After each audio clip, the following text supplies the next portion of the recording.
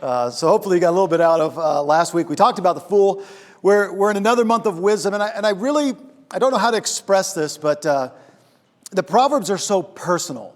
And I could stand here and I could tell you with every proverb we go through stories about growing up and what my parents taught us as kids as far as wisdom's concerned. You would get tired of hearing them, and it probably wouldn't make my siblings look good, so I haven't done that. I could tell you stories about my kids and how we've tried to teach them wisdom. And again, I mean, it's so personal. I've actually tried not to put all those stories in there the best I can. I'm hoping that what you're getting in this taste of wisdom, it's going in the ears and it's setting on the brain or that biblical heart. And then it's something that you can kind of mull over. And it takes that with the Proverbs. A wise saying takes some time to bounce around and find its place and then into action. Now, that being said, we're going to today be on specifically the idea of our words. And so when our main theme kind of passage throughout this study has been buy truth and do not sell it, get wisdom, instruction, understanding. We're going to apply that to our words today the best we can. Because in this wisdom series, what we're really trying to do is avoid making those same old dumb decisions that create mayhem in our life. And isn't that what bad choices do? They create mayhem. I couldn't put that up there without thinking of Mayhem. He's a very famous character in commercials now. He makes everything go bad.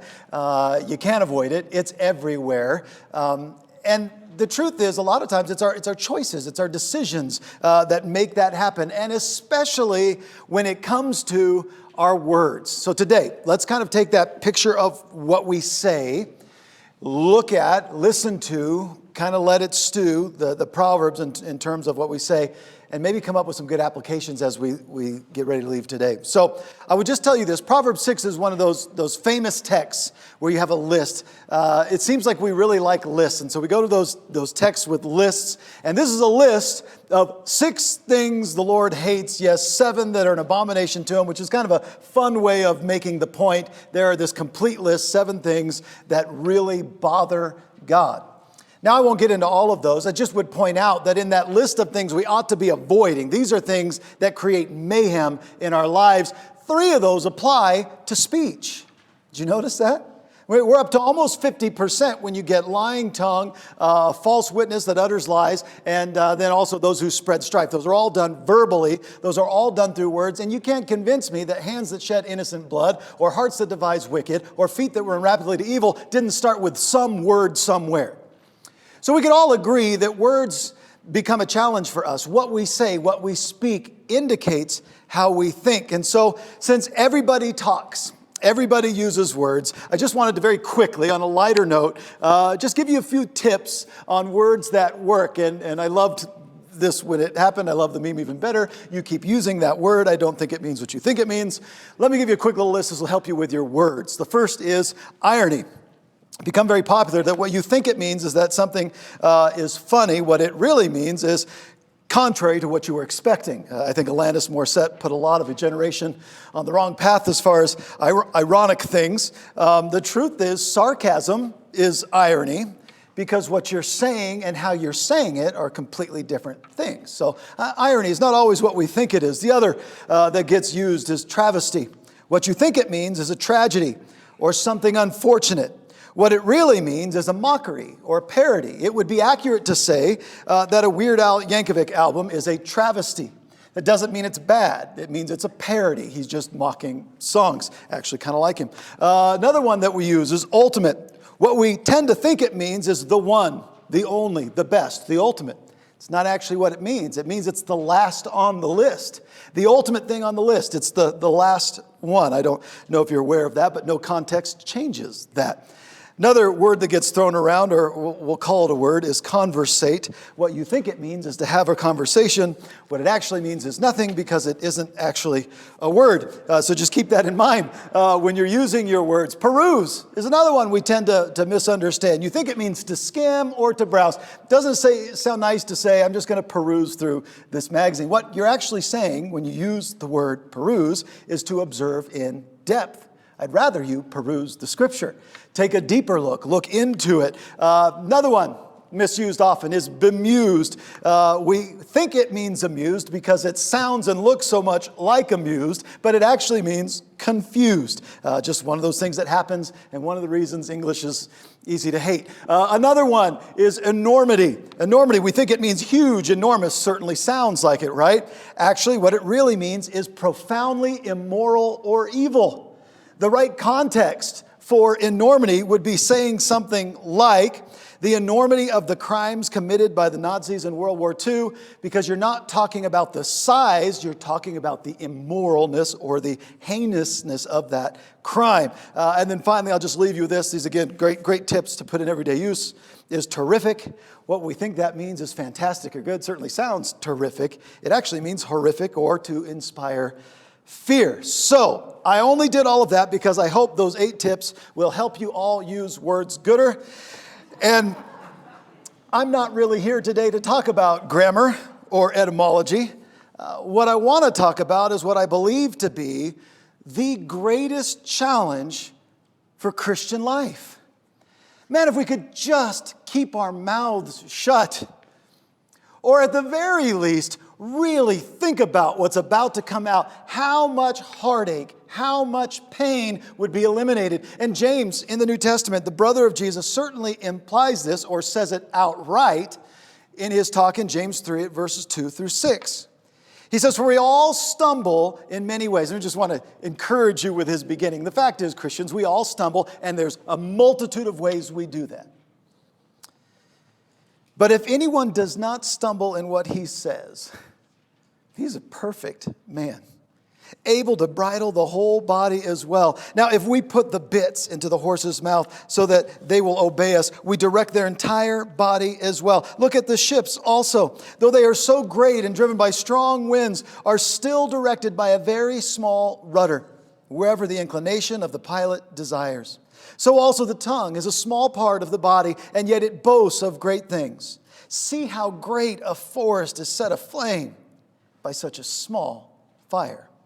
And the tongue is a fire, the very world of iniquity. The tongue is set among our members as that which defiles the entire body and sets on fire the course of our life and is set on fire by hell. I don't think that's a glowing review of how we're doing with the use of our words. It's an admittance to the fact that it's a challenge. And so what I want to do using the Proverbs this morning is let's put some wisdom into our speech. And I'm going to just divide it very simply for us. We'll talk about the power of words. We'll talk about the weakness of words. And ultimately just how to use our words best. And I love doing a lesson like this. I thought about it all week. There is nothing I have to say that you don't know. And there's nothing that I have to say, and I love this, that you won't agree with. The challenge is always going to be, what are you going to do with it?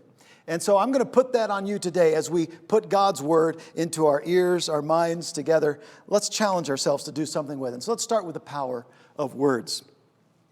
The tongue, as James indicated, is a powerful source. That wasn't a new thought by the time he wrote that down. The Proverbs had long since said that death and life are in the power of the, and though some generations might interpret that bank, pocketbook, the power of your position, it's the power of the tongue. See, it's always been the case that what we say carries such great power, and those who love it will eat its fruit. You see, the idea that we used to say, or at least when I was a little kid, sticks and stones will break your bones, but words will never hurt you. I think we might have overplayed the words never hurting you part. The truth is, words can hurt.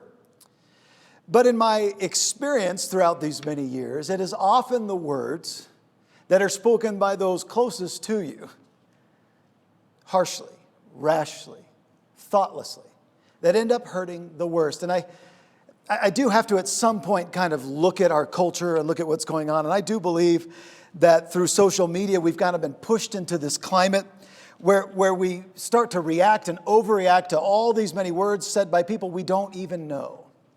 I'm just warning you, Christian, that it's just pure narcissism to take personally all those words that are said out there. But words can hurt.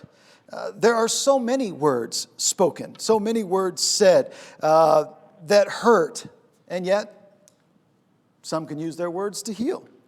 Words can confuse, and yet words can be used to confirm. Words can educate, and they can humiliate. Words can be used for praises and curses. We use the same mouth to utter words that either give blessings or dole out put-downs. You see, the words we speak have penetrating power. But what words do to us is not really the emphasis of the Bible. It's what words do in us that seem to be under the focus of Scripture. And so Proverbs 12:18 to start says, there is one who speaks rashly, like the thrust of a sword. You know, that person speaking is being called to consider, what are you doing? You're waging war from within. Or again, Proverbs 18:21, the great power that's found in the tongue. It's life and death there that we see. Bad or good, the same tongue can either hurt or heal. And it comes from, the point is, within us. It isn't that the tongue is its own moral free agent and we have no control over what it does. It actually, as wild and raging at times as it appears to be, is under our control, or should be. And so Proverbs 12:18 at the end says, but the tongue of the wise brings healing.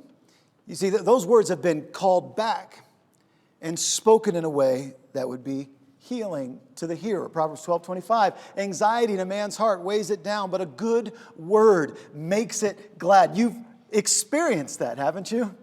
A good word placed right there to you, for you, from someone that gladdens the heart. Pleasant words are a honeycomb, sweet to the soul and healing to the bones. Or I like this one. Careful, those who are on some kind of weight-watching program. It says, bright eyes, gold in the heart, but good news puts fat on the bones. This isn't any way about your physical health. You know that feeling. We used to use this expression of being just fat and happy, you know. To have someone speak kind words builds you up. You feel sustained, and we have power to say those kinds of things. You see, the way we choose to use our words is so important. And if you think whispering is the way to go, the proverb says, no, it's divisive. It divides. I think of how many times Jesus would hear his disciples whispering. It didn't inspire courage in him. He had to go and interrupt that and tell them, I know what you're thinking. And so the words of a whisper are like dainty morsels, and they go down into the innermost parts of the body. Flattering is destructive. A false witness will not go unpunished, and he who tells lies will not escape it. You see, the words we speak begin to inform our beliefs. You say it enough, you start to believe that. You start to project that. In fact, the words we speak to others expose to them who we are. What you're talking about and how you're talking says a lot about your character on the inside. And so Proverbs 11:9 says, with his mouth the godless man destroys his neighbor, but through knowledge the righteous will be delivered. Or Proverbs 10:21, the lips of the righteous feed many, but fools die for lack of understanding. One more thought on the power of words. Our words, they have a unique spreading power. It is interesting to put that together with the thought that Jesus would use the spoken word of the gospel to spread the empire and the known world that God loves you and his son has died for you. Our words have this ability to fly off and spread. And so that's something to think about when it comes to its power. They are seeds, our words, that form ideas in our minds, good or bad. And so again, Proverbs 16:27, a worthless man digs up evil.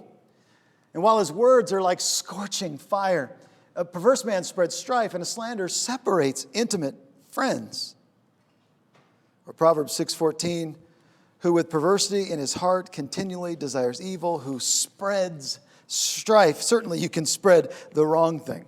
In fact, there are some that even through the use of body language, you don't always put that in together with our words, are doing something wrong. You see, he who winks the eye causes trouble, and a babbling fool will be ruined. Or Proverbs 16:30 again, he who winks his eye does so to devise perverse things. He who compresses his lips brings evil to pass.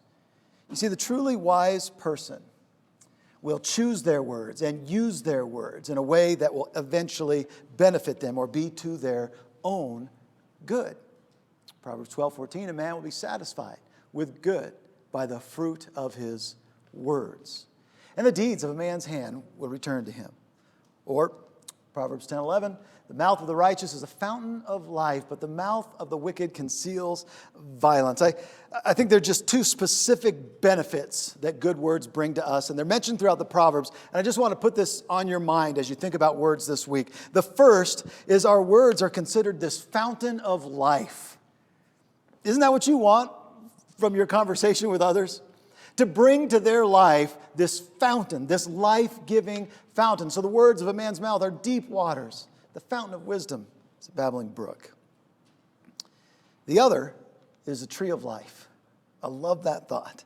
Proverbs 15:4 says, a soothing tongue is a tree of life, but perversion in it crushes the spirit. You know, those two metaphors elevate our words from mere temporal to eternal. The things we say are planting seeds in others that could last forever. And so we ought to think in those terms, whether it is the fountain of life or the tree of life. We can use words that bring people closer to God, closer to knowing who He is. All right, let's look at weakness really quick, and then we'll make some applications. The weakness of our words. Words are not a substitute for action. And maybe you've lived with some frustration of that. There's only so much you can say before you just got to do the work. We learn this in life. You can talk and talk and talk and talk. I've learned this now. When I was much younger, I did less thinking and just kind of jumped in. Because of some bad experiences, I've learned to think a little more. Well, I've learned something as I've gotten older. There's another trap where you can think so much you do very little. And so we've got to be careful about that with our words. Proverbs 14:23 says, in all labor there is profit, but mere talk leads only to poverty. We've got to do something. You can't just talk about it.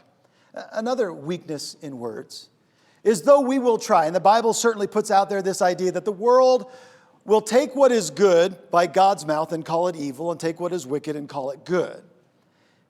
The fact is they can't do that because no amount of words will change what is true. And that's a kind of companion to our Proverbs 23:23. You buy the truth, you don't sell it.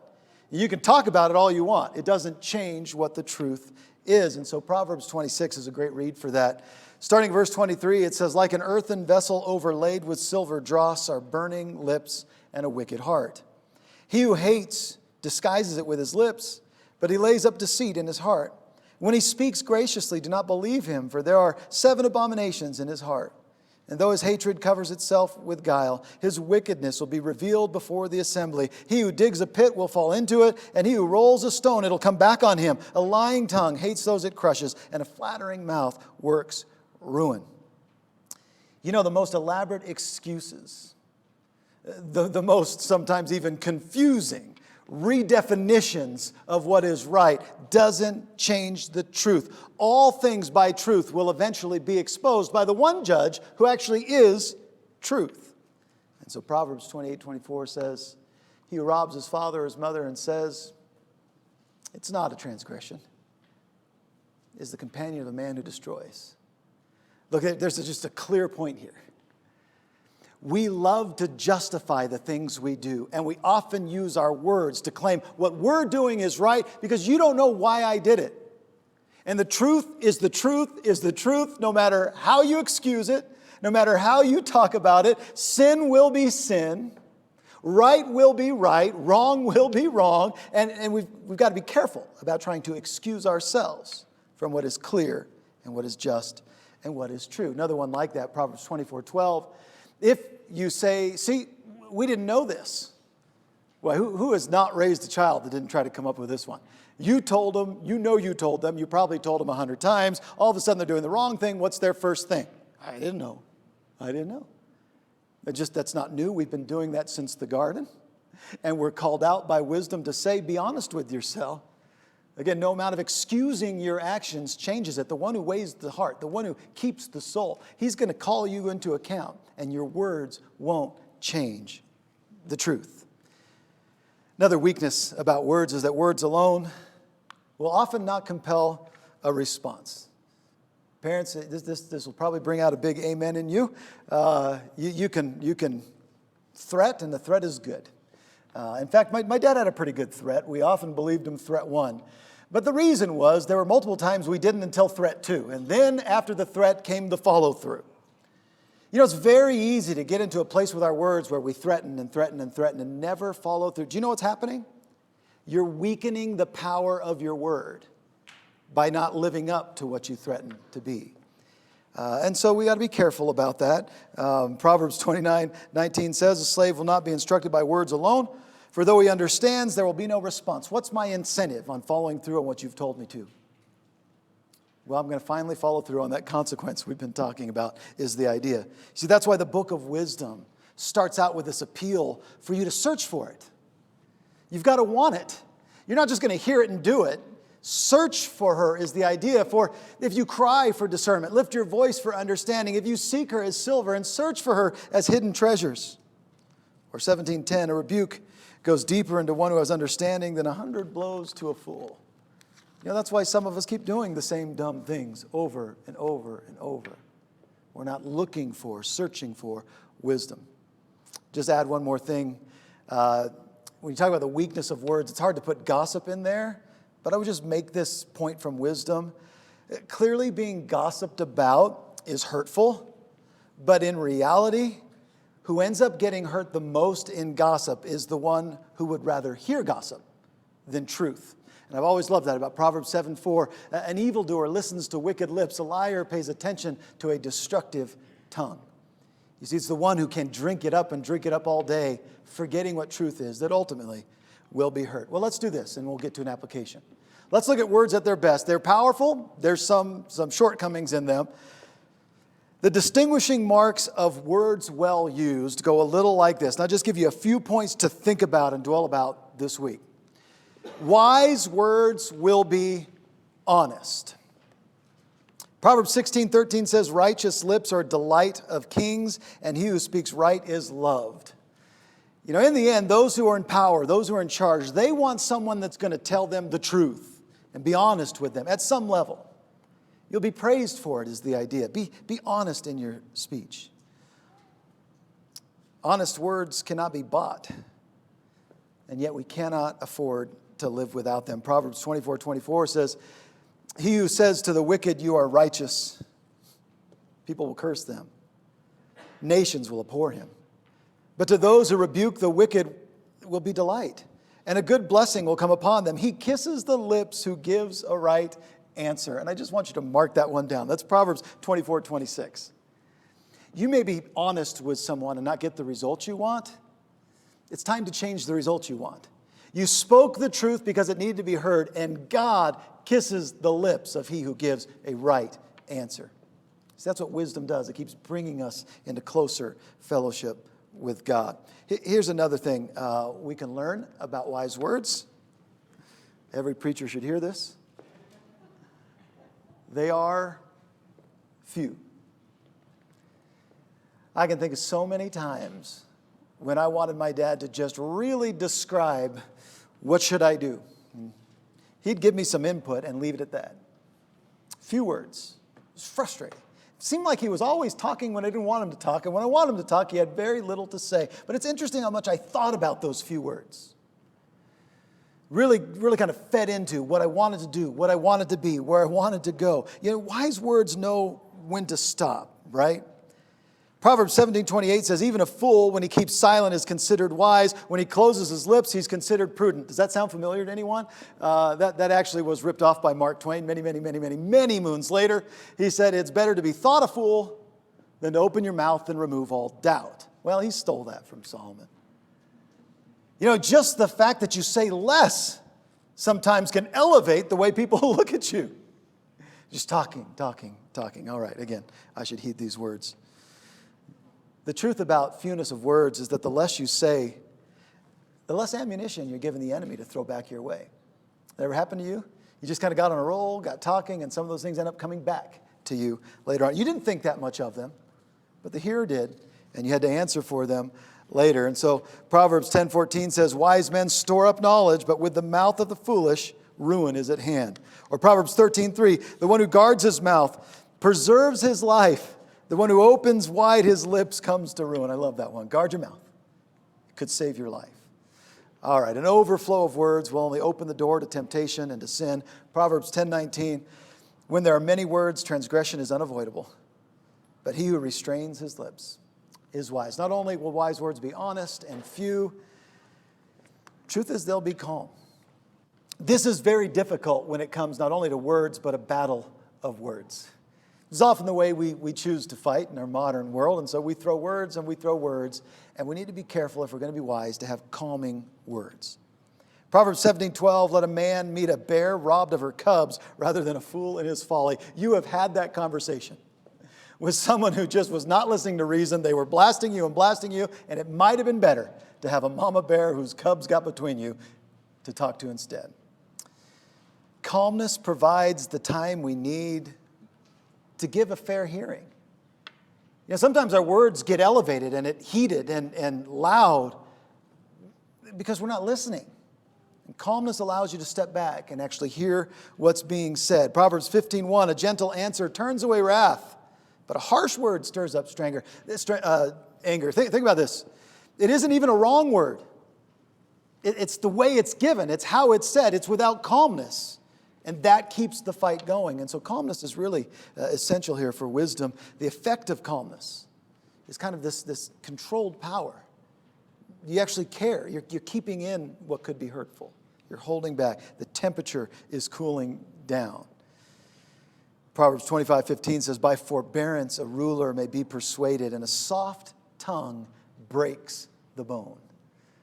You know, add that to your words will never hurt me.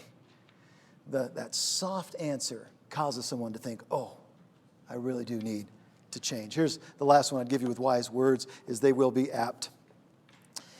These are those little gems that come at just the right time and the right place from the right person. You know, as much as words can be a problem for Christians, haven't they been your saving grace at times? I have a drawer full of these. From throughout the years when someone wrote a note at just the right time and just the right way in the right season.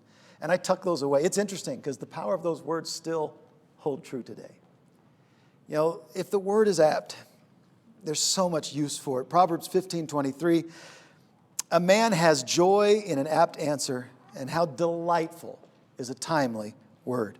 Or Proverbs 10:20, the tongue of the righteous is as choice silver. The heart of the wicked is worth little. You see, wisdom is teaching us, in a way, to be word jewelers. And I don't know how much you know about being a jeweler, but you got to find the right jewel to put in the right setting and make it look attractive. And it's that way with our words, according to Proverbs 25 at verse 11. It says, like apples of gold and settings of silver is a word spoken in right circumstances. Like an earring of gold and an ornament of fine gold is a wise reprover to a listening ear. You know, that's our job, to find these moments when that word is needed and set them there so that they'll be apt. Proverbs 22:11, he who loves purity of heart and whose speech is gracious, the king is his friend. Or one more, Proverbs 10:32, the lips of the righteous bring forth what is acceptable, but the mouth of the wicked what is perverted. Well, there's some help with wisdom in terms of what it looks like. I'll just kind of give you an idea of where this comes from. And the first thing is, wise words don't just pop into your head magically. You've got to look for them. It starts by a study of what is wise. And so Proverbs 15:28 tells us, the heart of the righteous ponders how to answer, but the mouth of the wicked pours out evil things. It takes some study, it takes some thought, it takes some time. Proverbs 15:2, the tongue of the wise makes knowledge acceptable, but the mouth of fools spouts folly. You know the best place to study wise words is to study God's words. Is to start putting His words into your heart. So that when it comes time to speak, you've considered how to answer, and His words are used. Put them in your heart. Plant them in your heart. Proverbs 2:6, for the Lord gives wisdom. From His mouth comes knowledge and understanding. And that's telling. If you want to use wise words, they have to come from God. He gives them. Study them. Proverbs 16:1, the plans of the heart belong to man, but the answer of the tongue is from the Lord. One more thought about this. Not only do we need to study these wise words to have them, they will be shown in our character. You know, this is a main theme throughout much of Scripture. But Proverbs 14:5 says, a trustworthy witness will not lie, but a false witness utters lies. Or Proverbs 12:17, he who speaks truth tells what is right, but a false witness deceit. You start to see the character of the speaker in play. They're phrases that seem to be building facts for a case, that what comes out of a person's mouth didn't just slip out. Don't we love to say that when we say the wrong thing? It slipped out. I didn't mean to. Well, based on our study in Proverbs so far, a better answer would be, I was foolish in the choice of my words. And I need to consider what I'm going to say. You see, what comes out of a person's mouth comes from what's already in their heart. And so what is being said is worth what the person saying it is worth. I'll tell you, this will help you with a lot of unnecessary noise around you if you can figure this out. Proverbs 10:20 says, the tongue of the righteous is as choice silver, the heart of the wicked is worth little. And so don't let those words weigh you down. Listen to the words of wisdom. Be filled with those words instead. Look at the character there. Proverbs 4:23. This is all proof that when we build up the proper character, we're preparing ourselves for wise speech. Watch over your heart with all diligence, for from it flow the springs of life.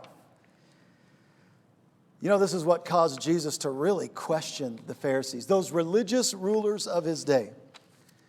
He asked a pretty interesting question. Well, first of all, he calls them a brood of vipers, and so there's a nice start. And he's not name-calling. He's specifying a problem.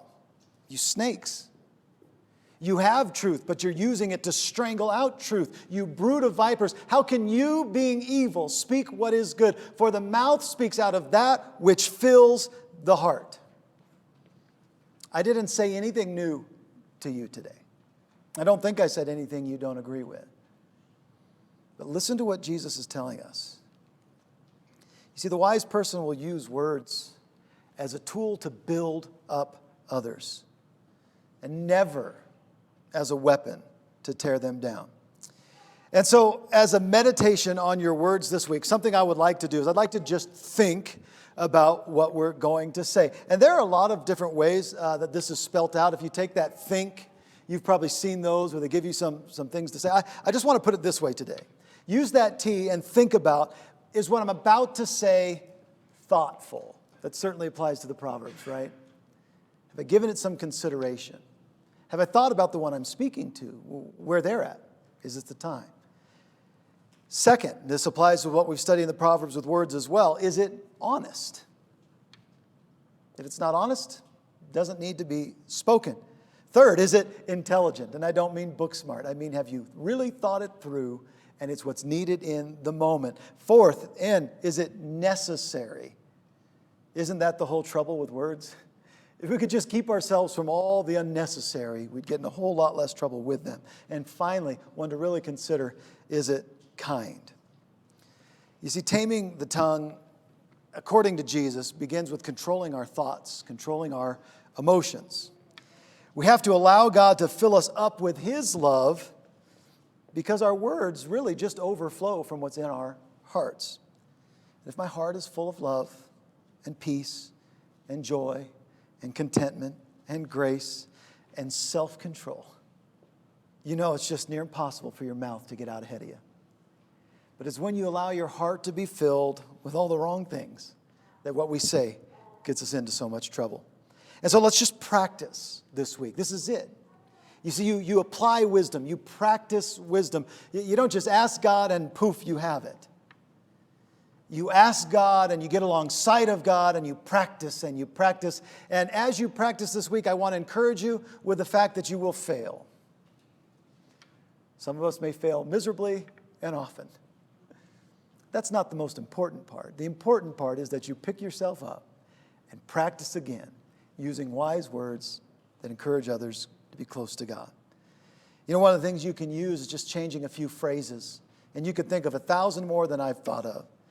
But what if you tried saying to someone close to you this week, you know, my life is just much richer because you're in it. Is that a good conversation starter there? I love you and I believe in you. You have so many special qualities. It's what makes you, you.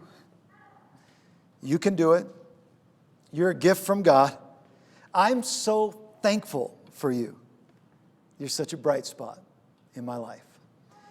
You know, if we just tried to take every opportunity to bring wisdom into our speech, what's being said is the words of God. What's happening is people are being brought into the presence of God. It is a tree of life. It is a fountain of life. Some thoughts for us as we use our words this week to uplift people and to know that it's never okay with God that we use our words to hurt others. That's it for words. We're going to finish Wisdumb next week, and we're going to talk about friends and family. I usually think this time of year, as we head toward holidays and a lot of family gatherings, it's a great time to talk about family. I hope some of you will get to see family. We'll see how that works. But no matter what, that's where we'll finish up with Proverbs next week. I appreciate your attention, your time today. I do want to add this. If you've not obeyed the gospel, and Steve just did a great job explaining what that looks like in the Lord's Supper talk today, we don't want to leave here without the offer for you to be baptized into Christ, to put him on, and to be born again, redeemed by Jesus Christ. If you have need of that, let us know. We can talk to you about any of that. If you have need for prayer, please. Those are words that are not wasted on God. He hears. He listens. If we can help you, you can let us know. Again, thank you for your time today.